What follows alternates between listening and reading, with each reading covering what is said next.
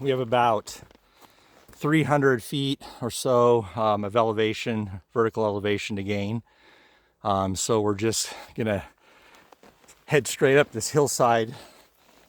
We have to make our way over to a gulch at some point. But for now, we're just gonna try to gain as much elevation as we can. So we'll just keep sharing along the way as we get up here, and we'll see you a little further up. So we made our way to the gulch, and we're kind of making our way up it.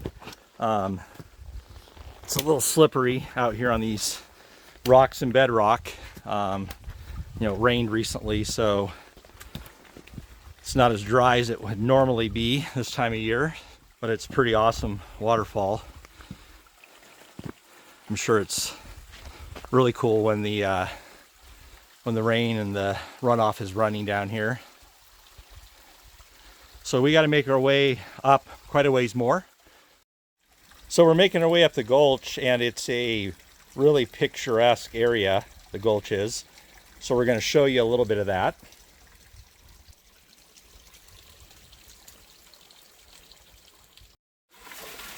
So here's another really cool feature just of the geology and the way this gulch is situated.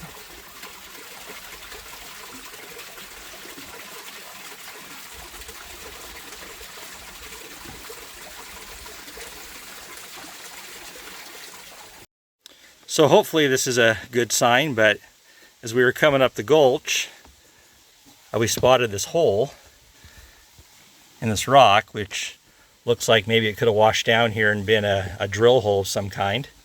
So it's always a good sign that we're on the right track. Okay, so we made our way around and up top of that rock outcropping you saw. So we're kind of going back down into the gulch now to continue up.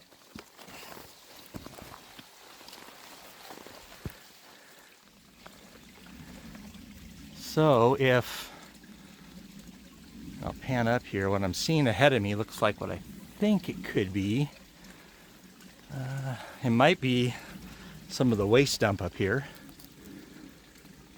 So we'll get up a little further here and see if we can determine that. All right. Kind of hard to tell what this is, but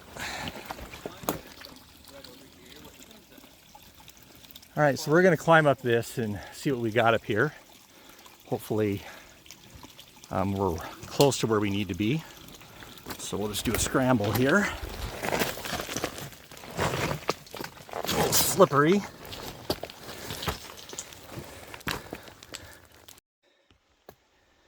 Okay, so we did find what we believe is the old miner's trail. And you can see how this flat area is cut into the side of the hill and appears to continue in this direction as well. So we're going to follow that. We're making our way back to the gulch. We kind of came out of it for a minute just to take a look around. So we're going to swing around here.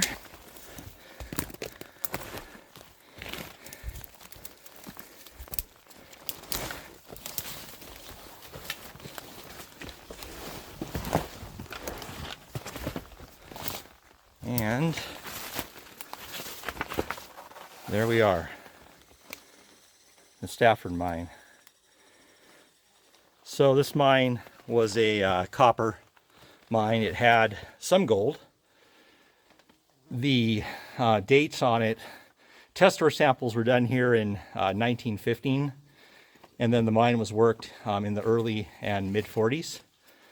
It's close to 500 feet. In terms of overall size. The entrance is pretty filled up with silt and other debris, so we're going to have to squinch down and get low to make our way in for a while. We'll kind of show you here. So we're going to get our waders and our other gear on, and we'll see you on the inside. So we're gonna make our way in here. It's a little tight of a squeeze to get in. It's a pretty low ceiling because of all the silt and whatnot that's built up on the floor, so you kind of have to get low.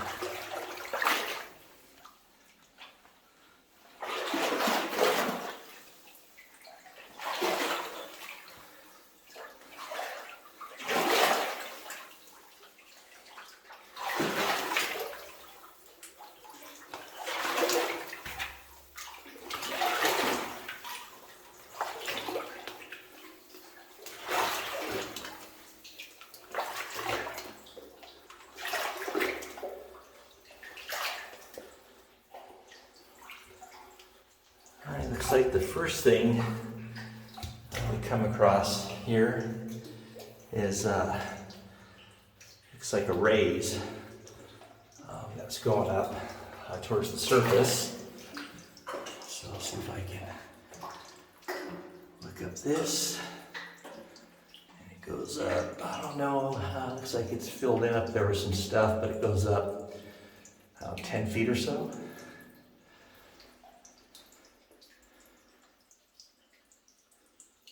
So we'll swing back around here.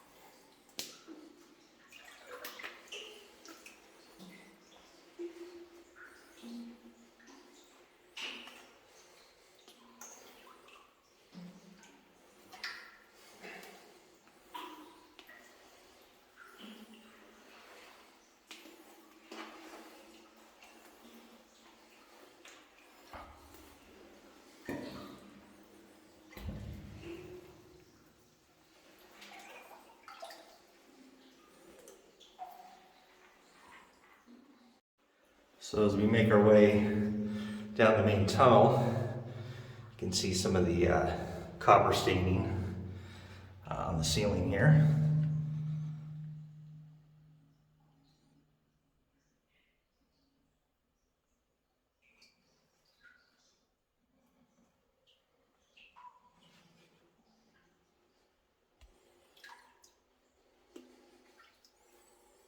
And it looks like there's a wooden peg of some sort that was drilled into the wall.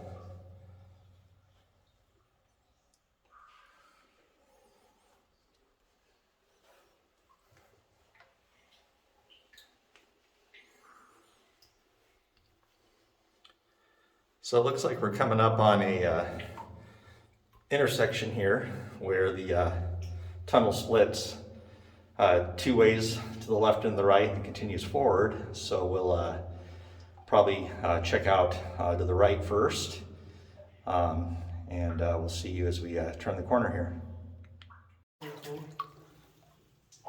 So we're making our way down this drift. There's a lot of debris in the water, some shoring that's come down.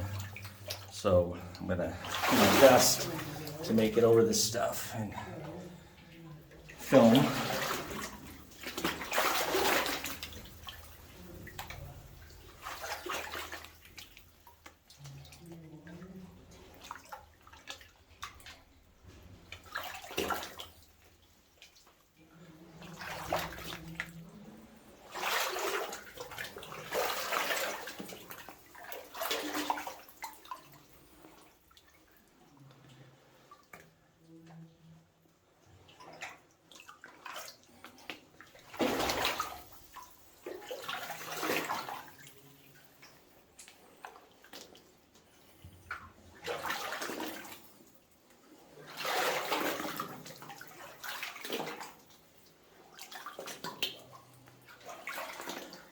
So you can see the majority of this shoring has come down over the years. This mine's got quite a bit of age, so it is not all that surprising.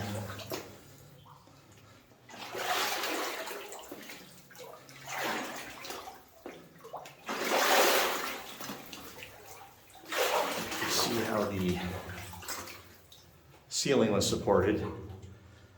So hopefully the ceiling continues to be supported today.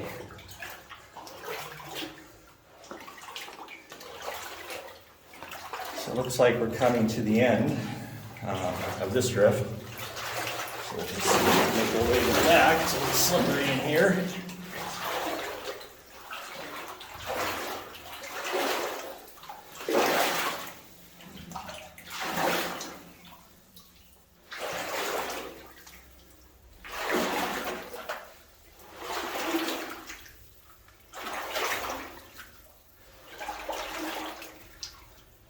Here at the back of this one, you can see all the material that this thing had washed in it, but you can also see all the staining and some of these, like calcite or whatever, little stalactites on the ceiling here.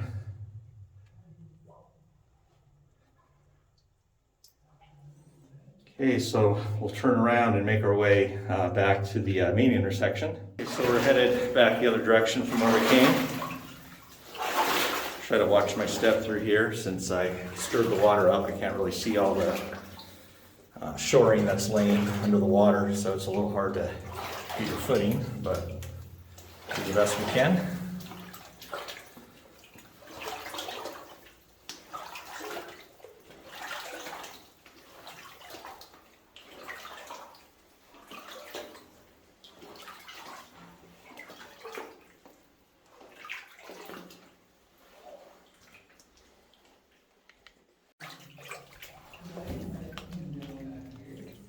Trick is walking through here, there's tons of obstacles under the water that you can't see, so trying to do my best not to topple over or be all shaky here.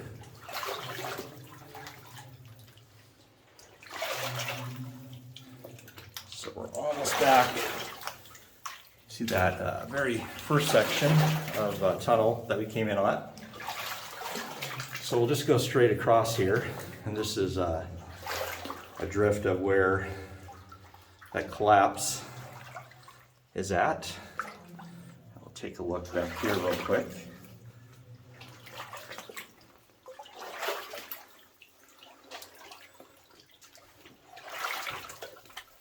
Okay, so I'm gonna turn the camera off for a second and scramble up this, and then we'll see what's on the other side and what we have up to the left. So that's looking back where we just came in, and as I pan over here and up, it looks like they were stoping up or making a raise here as the ceiling goes up quite a ways. And you can see all the mineralization on the walls there. So I'll swing around here. So this is the tunnel we're re-entering on the other side of the collapse and where that raised or stoped area was. Looks like it ends very shortly back here.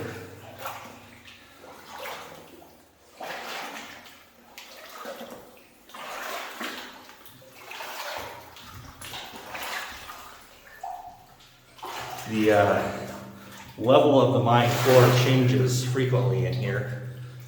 Sometimes it's deep, then sometimes the floor comes right up with all the debris that's washed in here. So we're looking back towards the collapse area that we just came through.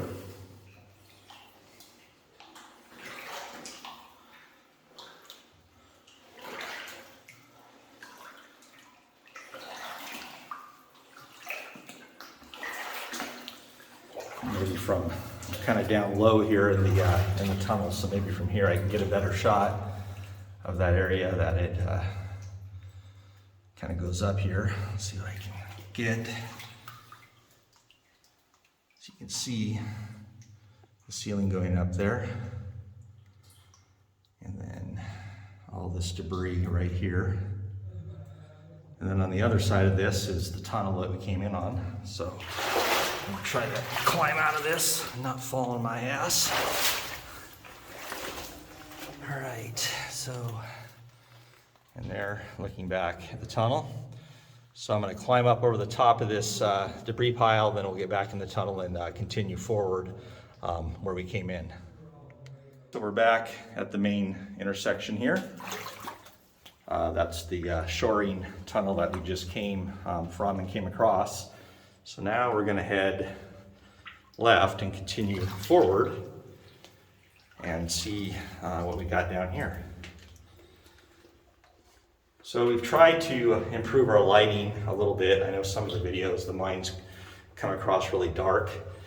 It depends on the size of the mine. Some of them are big and the walls are really dark, so they just absorb the light regardless of how good a light you have. So hopefully this turns out a little better. But as you can see, the water, again, it's probably waist high in some areas. In other areas, it's not quite.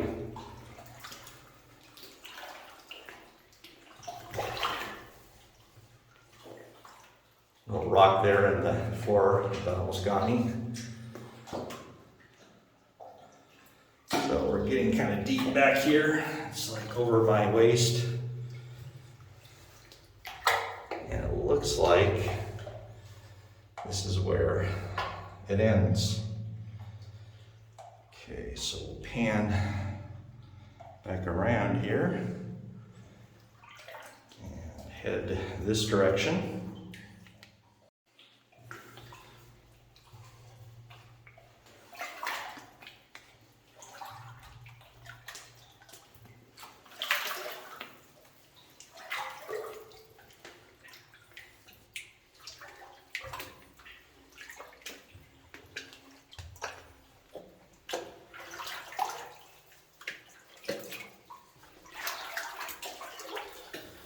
Okay, so we're coming back to the intersection where we have drifts going left and right, and forward goes back to the portal. So we'll just continue on across here and we'll head towards the entrance. Okay, so we're going to make our way back to the main entrance of the portal here. Carefully, it's a little hard to see in the water now, so just take it slow. You can see the high water marks on the wall and see how much water this mine can take on.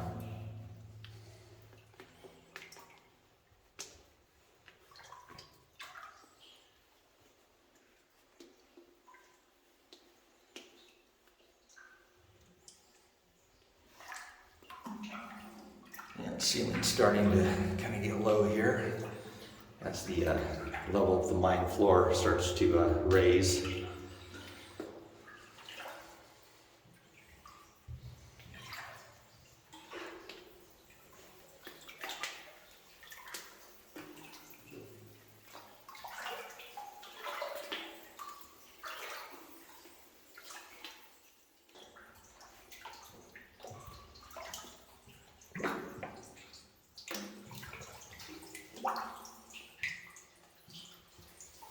And here we go look, this is where they were basically starting a raise here that goes up a little ways, maybe, I don't know, 8 feet, 10 feet.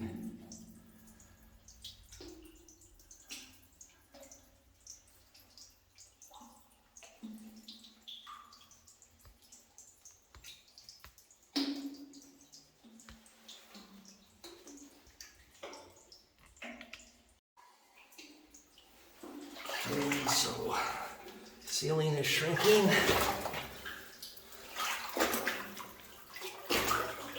And then you can see the shoring at the entrance, that big timber across.